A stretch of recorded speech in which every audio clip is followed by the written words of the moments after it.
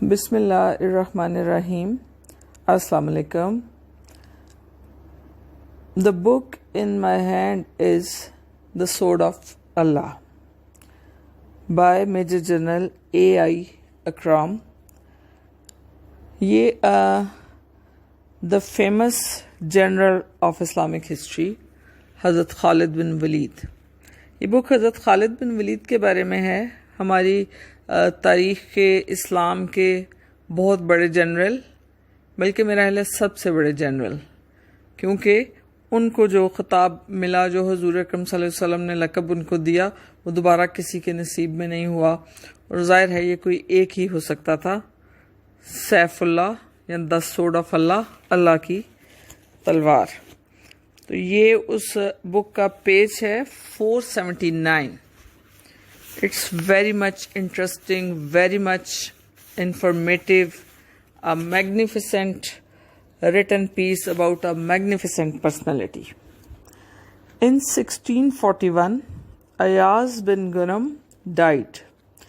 In this year too died Bilal, the Muezzin, and Khalid's defeated foe, Hercules, Emperor of Rome. The following year, it was Khalid's turn to go. Sometime in 642, at the age of 58, Khalid was taken ill. We do not know the nature of his illness, but it was a prolonged one and took the strength out of him. As with all vigorous active men upon whom an inactive retirement is suddenly thrust, Khalid's health and physique had declined rapidly. This last illness proved too much for him, and Khalid's sick bed became his deathbed.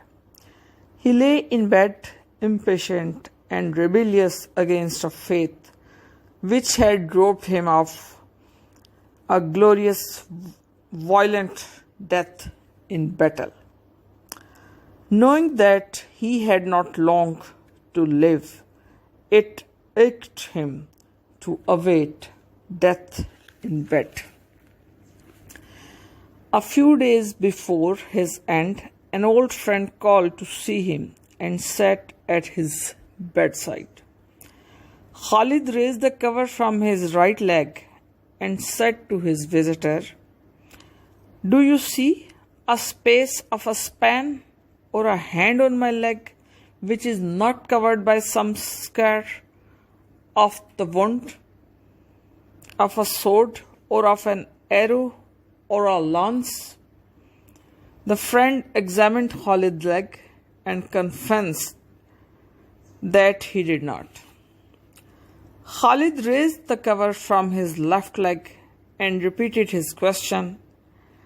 Again the friend agreed that between the wounds farthest apart the space was less than a hand's span. Khalid raised his right arm and then his left for similar examination and with a similar result. Next he bade his great chest, now devoid of most of its mighty sinews, and here again the friend was met with a sight which made him wonder how a man wounded in so many places could survive. The friend again admitted that he could not see the space of one hand span of unmarked skin. Khalid had made his point. "Do you not see?" he asked impatiently. "I have sought martyrdom in 100 battles. Why could I not have died in battle?" "You could not die in battle," replied the friend. "Why not?" "You must understand, O Khalid," the friend explained, "that when the Messenger of Allah, on whom be the blessings of Allah and peace, named you sword of Allah, He predetermined that you would not fail in battle. If you had been killed by an unbeliever, it would have meant that Allah's sword had been broken by an enemy of Allah, and that could never be. Khalid remained silent, and a few minutes later, the friend took his leave. Khalid's head could see the logic of what his visitor had said, but his heart still yearned for a glorious death in combat. Why? Why could he not have died a martyr in the way of Allah?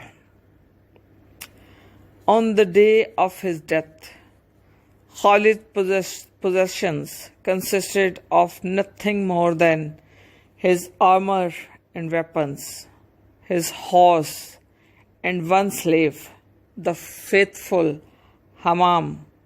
On his last day of life, he lay alone in bed with Hammam, sitting in patient sorrow beside his illustrious master. As the shadows gathered, Khalid put all the torment of his soul into one last anguished sentence. I die even as a camel dies. I die in bed, in shame. The eyes of cowards do not close in sleep. Thus died Khalid, son of Al-Walid, the sword of Allah. May Allah be pleased with him. The news of Khalid's death broke like a storm over Medina. The women took to the streets, led by the women of the Bani Makhzum, wailing and beating their breasts. Umar had heard the news and now heard the sounds of wailing. He was deeply angered. On his very first day as Caliph, he had given orders that there would be no wailing for departed Muslims. And there was logic in Umar's point of view. Why should we weep for those who have gone to paradise?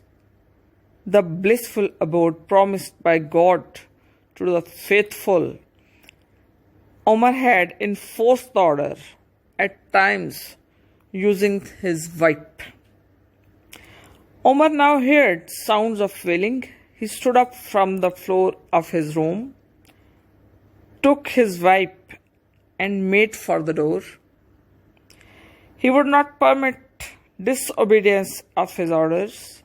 The wailing must be stopped at once. He got to the door, but there he paused. For a few silent moments, the Caliph stood in the doorway, lost in thought. This was, after all, no ordinary death. This was the passing away of Khalid bin al-Walid. Then he heard the sounds of mourning from the next house. His own daughter, Hafsa, widow of the Holy Prophet, sallallahu alaihi wasallam, was weeping for the departed warrior. Umar turned back.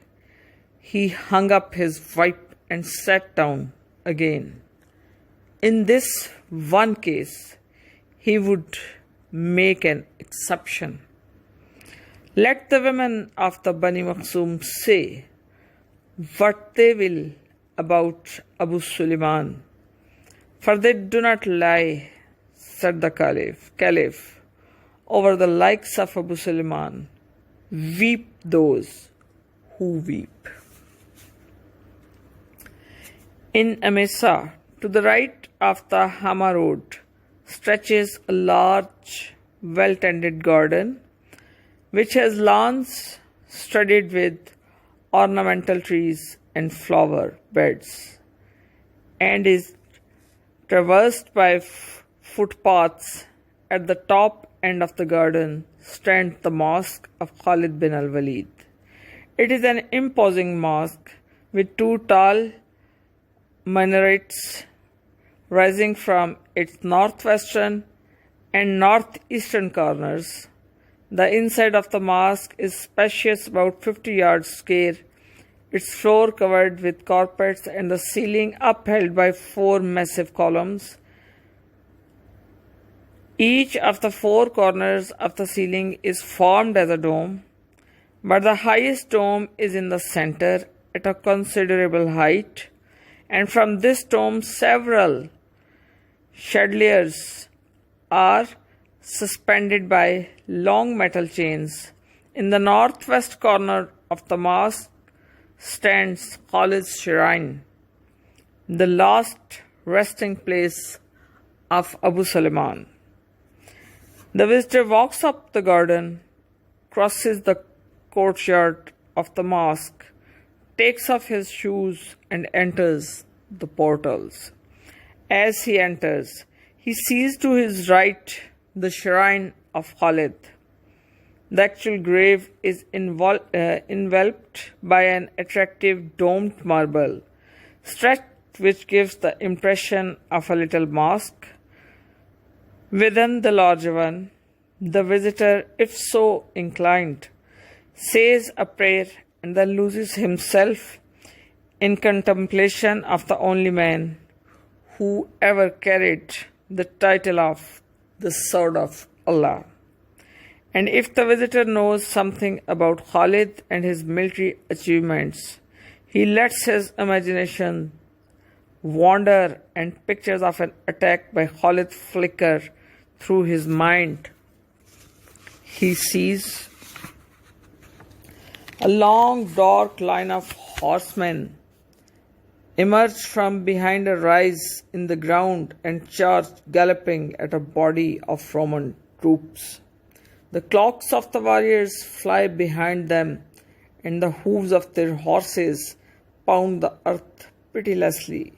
Some carry lances, others brandish swords, and the Romans standing in the path of the charge tremble at the sight of the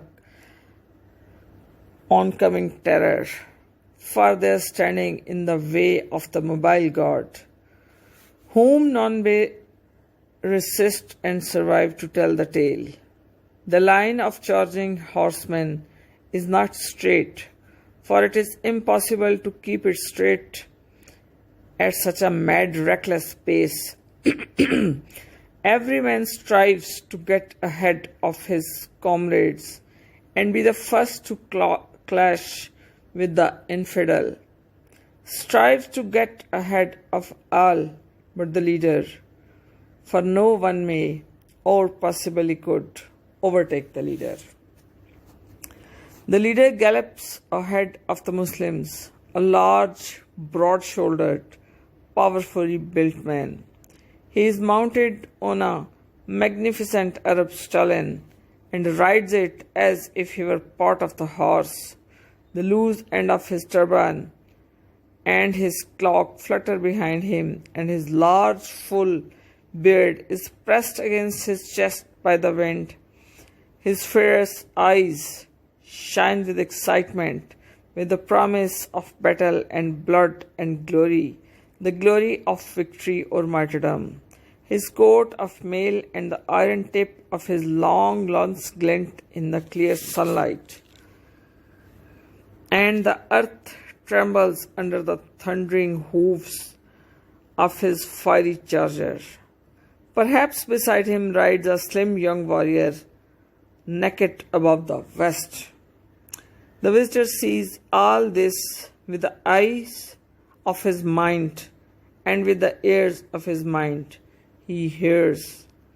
Just before the mobile guard hurls itself at the Romans in a shattering clash of steel and sinew, the roar of Allahu Akbar, as it issues from the throats of the faithful and rends the air, And rising out of this roar, he hears the piercing cry of the leader.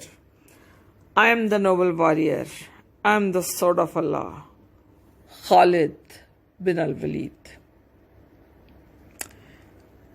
Rabbi Zidni ilma.